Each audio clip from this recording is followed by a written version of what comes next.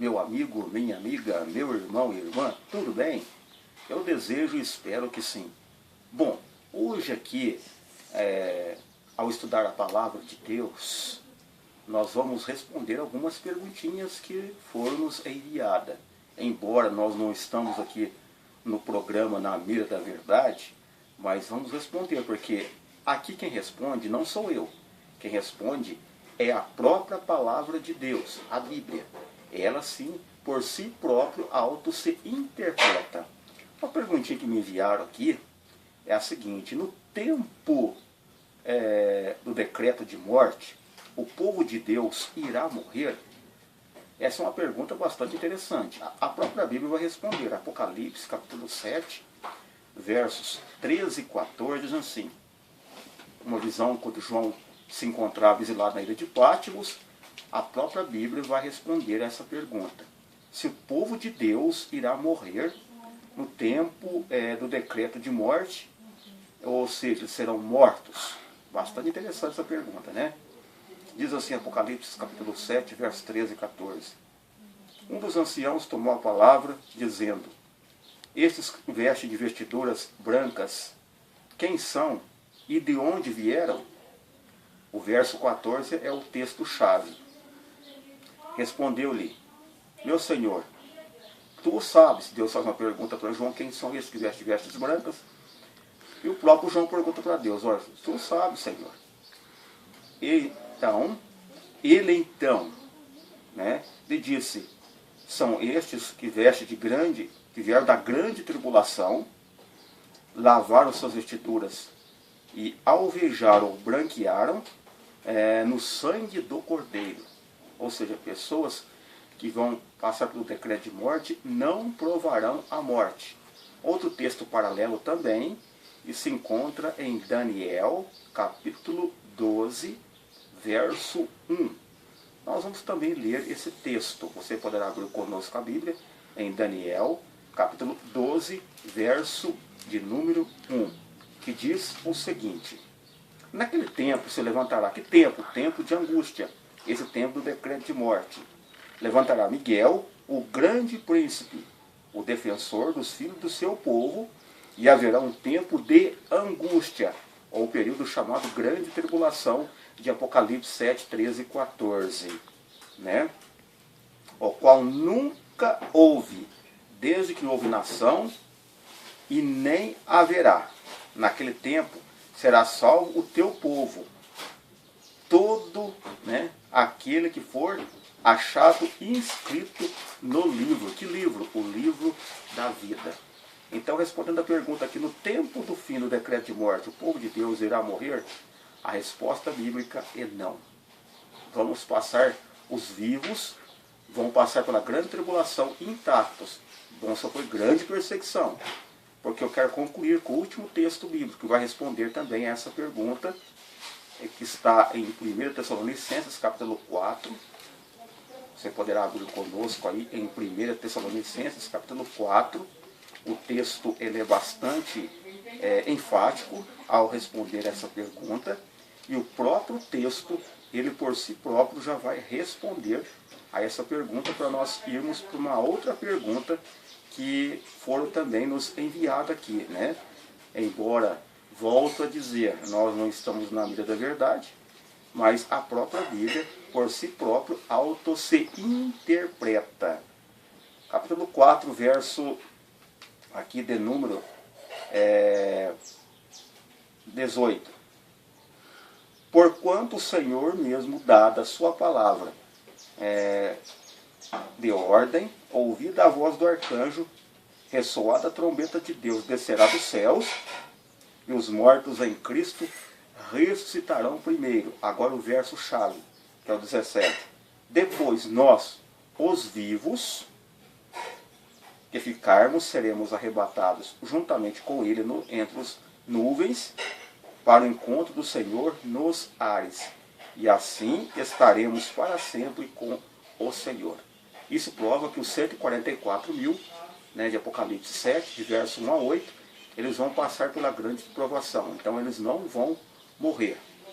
Outro texto que eu podia citar para vocês também é o texto de Lucas 18, verso 8, ali quando Jesus fala na última parte do verso 8, porventura quando o Filho da Terra voltar, do homem achará fé na terra quando ele voltar pela segunda vez, a resposta bíblica é sim.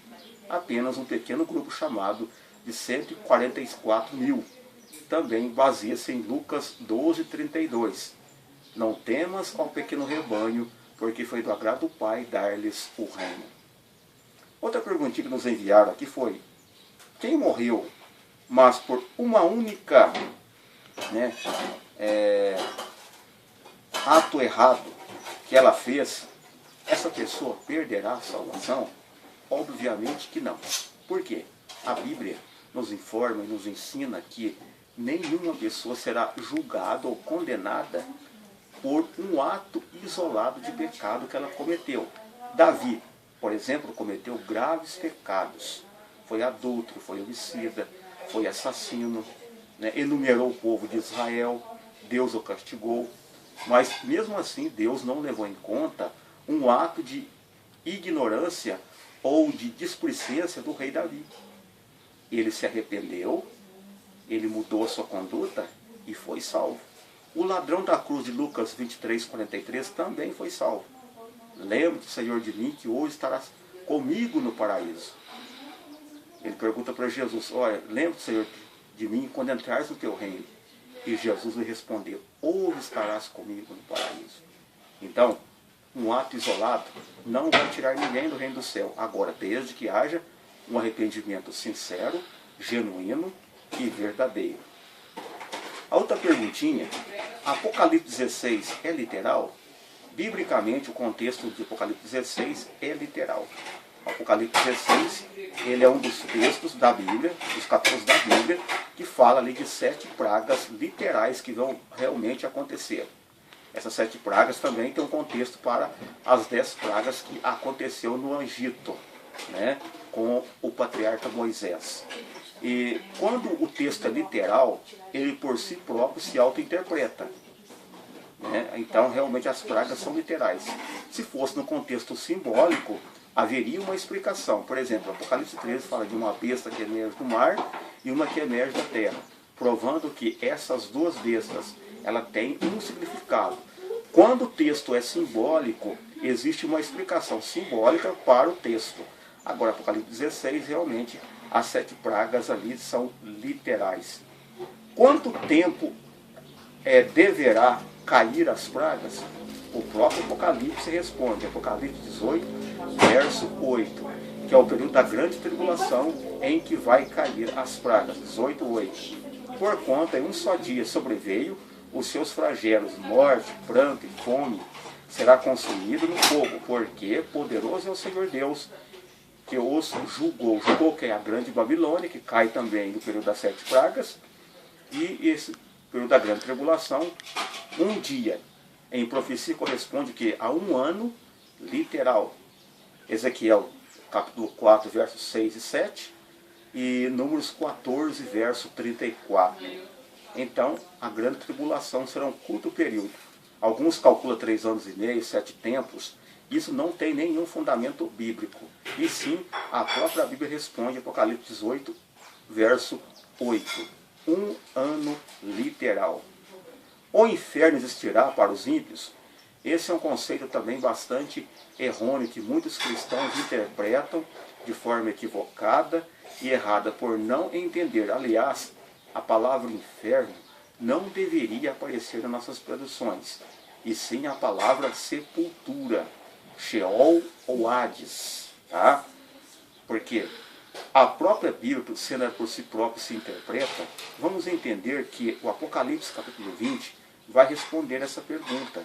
Ali fala também, no capítulo 20, verso 14, o seguinte, então a morte e o inferno foram lançados para dentro do lago de fogo. Esta é a segunda morte, o lago de fogo.